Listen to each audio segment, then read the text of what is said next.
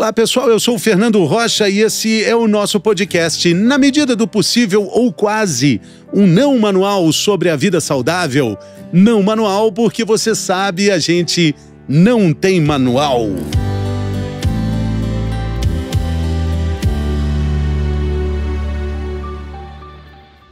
Febre maculosa, uma edição especial sobre esse tema, a gente está fazendo agora para tentar entender mais sobre as notícias que aparecem dessa doença que já existe na face da Terra há muitos anos, mas que, de certa forma, assusta muito, porque está presente no nosso entorno, principalmente na região sudeste, em várias regiões do Brasil.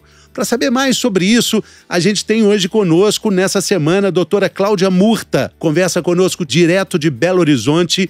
Ela é médica, infectologista, coordenadora do Serviço de Controle de Infecção Hospitalar do Hospital Felício Roxo, uma das grandes referências na rede hospitalar. Quando a gente fala de hospitais brasileiros, a gente tem sempre que lembrar da rede de hospitais de Minas Gerais, de Belo Horizonte, principalmente do Hospital Felício Roxo. E a gente tem a alegria de receber aqui a doutora Cláudia Murta. Bem-vinda, doutora, tudo bem? Olá, tudo bem? Muito obrigada pelo convite. Doutora, vamos falar sobre a febre maculosa, o medo do carrapato estrela.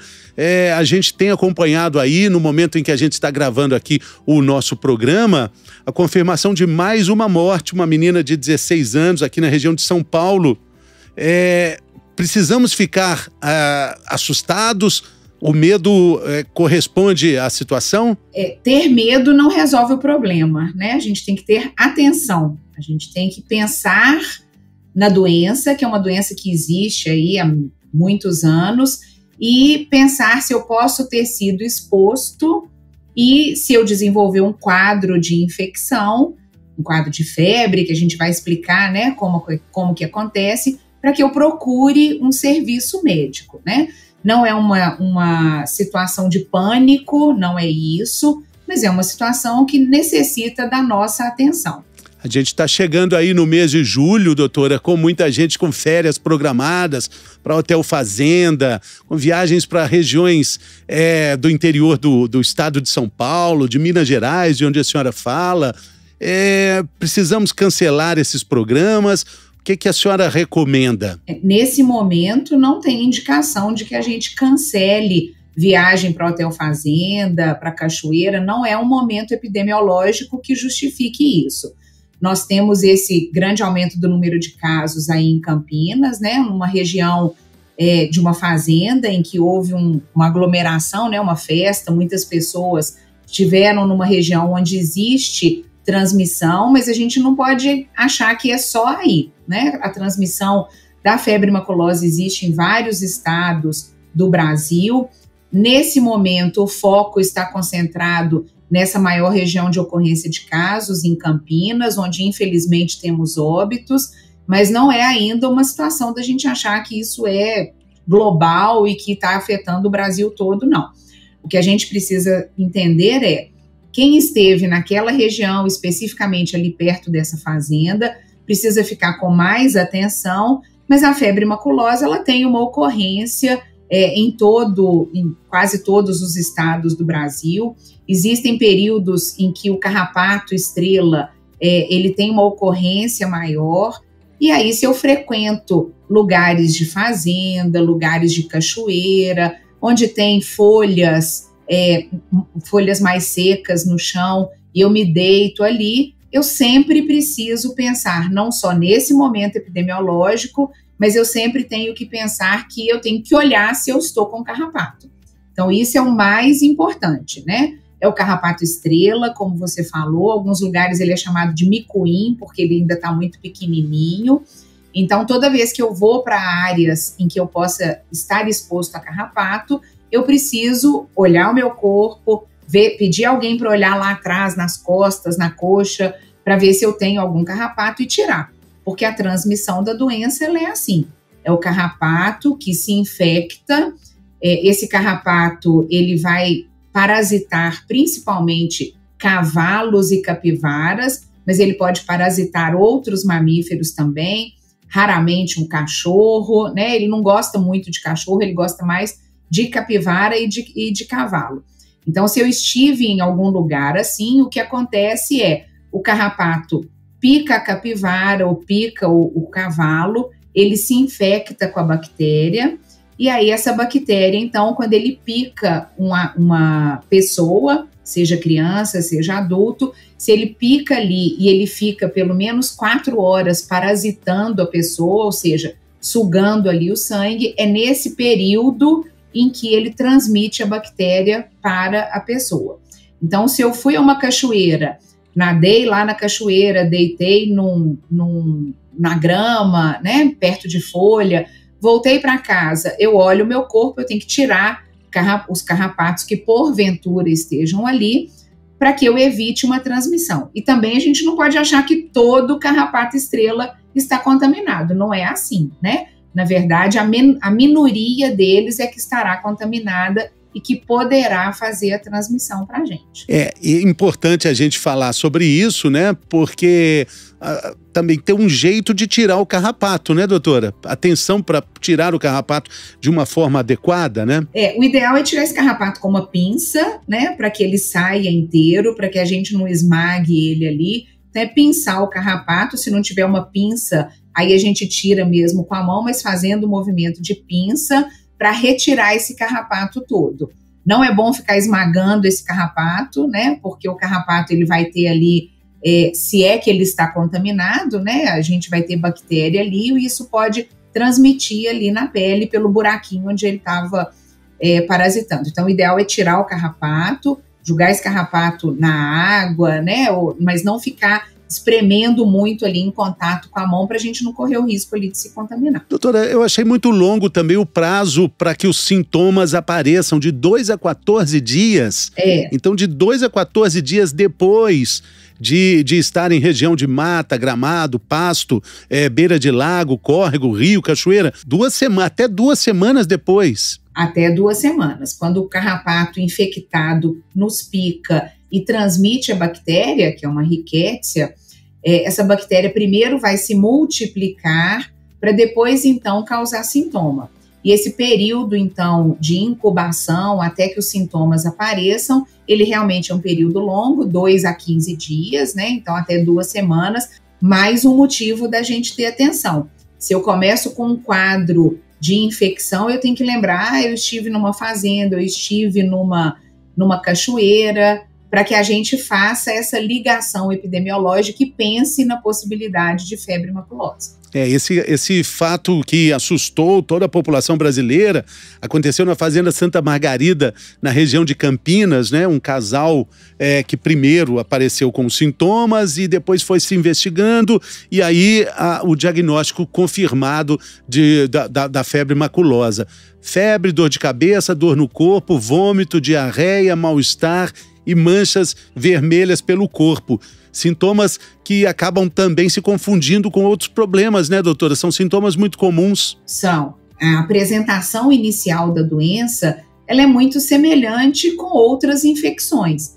Quantas vezes a gente já não teve aí uma gripe, né, ou uma intoxicação alimentar que começou com uma febre, uma dor de cabeça e um mal-estar, né? Então, esse quadro inicial, ele é inespecífico. Como você falou, o que mais acontece é febre, dor de cabeça, dor no corpo. A pessoa queixa uma dor muscular importante, pode ter enjoo, pode vomitar. Então, essa é a apresentação inicial. Não quer dizer que vai ter todos os sintomas. E aí, uns 3 dias depois dessa apresentação, é que a gente vai ter o quadro de manchas pelo corpo. Essas manchas, no início, são manchas um pouco mais avermelhadas, mas elas podem adquirir uma característica hemorrágica, o que a gente chama de petequias, que aí são manchas mais escuras mesmo, e que podem acometer qualquer lugar do corpo. Depois dessa fase do aparecimento das manchas, que não acontece em todo mundo, né?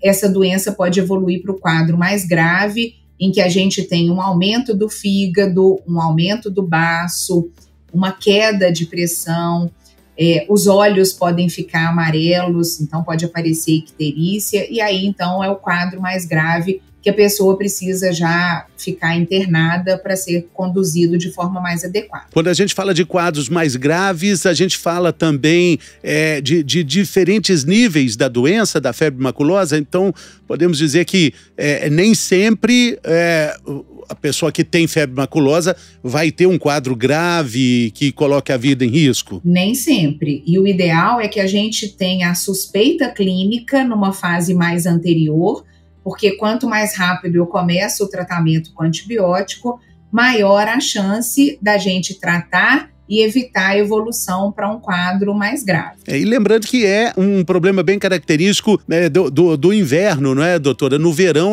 tem menos carrapato, né?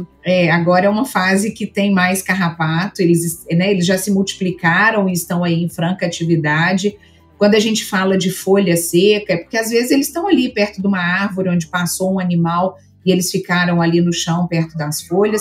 Então, não necessariamente eu tenho que ter contato com o animal, né? Principalmente porque capivara a gente não deve chegar perto. Mas às vezes a pessoa fala, eu não andei a cavalo. Mas você esteve num lugar onde tem animal e o carrapato pode ter ficado ali no pasto, nas folhas, onde você sentou ou passou ali perto. Mais uma vez, a necessidade da gente se prevenir, né? Se eu vou para um lugar assim, o ideal é que, se eu vou andar num pasto, que eu esteja de bota, que eu esteja com roupa comprida, né? E que eu volte, que eu faça ali uma investigação da pele para ver se eu não estou com nenhum carrapato. E a senhora falou do micuim, né? Que é o carrapato da fase menorzinha. Tem um vermelhinho, que é o carrapato também. Etapas de crescimento do carrapato estrela. O macho e a fêmea são parecidos. Tem poucas diferenças entre eles, mas o importante é dizer que em todas as fases ele vai transmitir a doença, né, doutora? Macho e fêmea também? Todas as fases ele pode transmitir. Lembrando que quanto maior o parasitismo daquele carrapato, maior a chance dele transmitir a doença. Então não dá pra gente ficar, nós não vamos saber quem é o macho, quem é a fêmea, se é grande ou se é pequeno, tira todo mundo que tiver por ali, né? Porque a chance de transmissão é grande. Volto a dizer, não quer dizer que se você tirou um carrapato, vai achar que ele estava contaminado. Tirou o carrapato, lembra disso, porque se nos próximos dias você tiver um quadro de febre, de dor de cabeça, e for procurar auxílio médico, e tem que ir ao médico sim, falar com o médico. Eu estive numa cachoeira, eu estive num pasto, eu tirei um carrapato estrela, para que o médico fique atento, peça exame e já comece o tratamento com antibiótico. Mas isso em caso de sintomas, não tem nenhum remédio para tomar antes de ir para o mato, para cachoeira, fazenda, enfim, né? Nada disso, né? A gente não toma antibiótico e vai para a cachoeira com medo de ter carrapato. Não existe profilaxia, não está indicado, volto a dizer. A maioria das vezes que a gente pega carrapato, e quem está acostumado a ir para a fazenda e para a cachoeira, quantas e quantas vezes já teve carrapato e nunca teve nada. Então, não existe isso de tomar um antibiótico profilático. O que existe vou olhar, vou tirar o carrapato. Se eu tiver algum quadro de febre, de mal-estar, de dor de cabeça, de dor no corpo, procurar o serviço médico e falar, eu tirei um carrapato há 5 dias, ou eu tirei um carrapato há 10 dias, para o médico ficar atento a isso. Mas antibiótico é só quando eu tenho sintoma. Eu queria colocar nessa lista aí o repelente. Acho que também não vai adiantar muito, né, doutora? Repelente para carrapato, não... O carrapato a gente não consegue evitar, né? Mas o repelente, ele está indicado sim, porque eu posso evitar contato com mosquitos, sim, que podem transmitir dengue, podem transmitir febre amarela, né? Próprio zika, chikungunya. Lembrando que o quadro inicial da febre maculosa, ele é um quadro que pode também confundir com essas outras doenças, porque essas doenças podem dar febre, dor no corpo, manchas na pele. Então, o diagnóstico ele tem que ser feito aí sim, um diagnóstico diferencial. O repelente é bom para afastar os mosquitos e tem que ser usado. E é muito importante frisar que esse período é de até 2 semanas depois. 2 semanas depois. Talvez a picadinha do carrapato já pode ter até melhorado, pode não ter nem mais sinal de marca do carrapato, mas é um sinal, uma informação importante para ser compartilhada com o médico em caso de alguns desses sintomas que a gente falou aqui: mancha vermelha pelo corpo, mal-estar, diarreia, vômito, dores, dor de cabeça e febre, né, doutora? Isso mesmo, isso mesmo. A picada do carrapato, quando a gente tira ele, aquela picada, em pouco tempo, o próprio organismo resolve aquilo ali, né? E às vezes o paciente chega grave e a gente vai olhar o corpo, acha que pode ser febre maculosa, não acha sinal nenhum, e não vai achar mesmo, é muito difícil, a picada é muito pequena, né? Porque já passou, talvez, muitas vezes, né? Já passou, então é fundamental a história, ter lembrado que teve o carrapato. E para a gente caminhar aqui para o fim com a doutora Cláudia Murta, ela falou logo na abertura, não existe ainda, estamos gravando aqui nos estúdios da POD 360 em São Paulo, na primeira quinzena de junho. Então, não existe, na primeira quinzena de junho, de acordo com a Vigilância Sanitária, nenhuma recomendação para suspensão de viagens. Não existe ainda essa recomendação, né, doutora Cláudia? Ainda não existe isso. Os casos que estão sendo documentados estão bem localizados, né, nessa região que a gente já comentou. Claro que existem casos que acontecem por vários estados do Brasil, a gente dá diagnóstico com certa frequência, trata.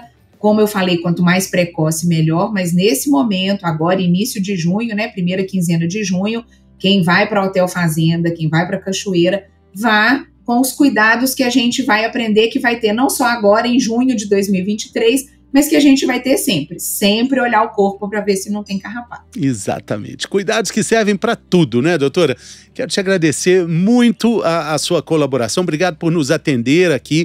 Foi uma pauta levantada aqui por nossa equipe da POD 360 e a doutora nos atendeu direto de Belo Horizonte. Um grande abraço, doutora Cláudia Murta. Abraço à equipe maravilhosa aí do queridíssimo Hospital Felício Roxo. Eu que agradeço o convite, foi um prazer. Um abraço a todos. Valeu, pessoal. Muito obrigado também pela sua companhia. Até a próxima semana. Valeu!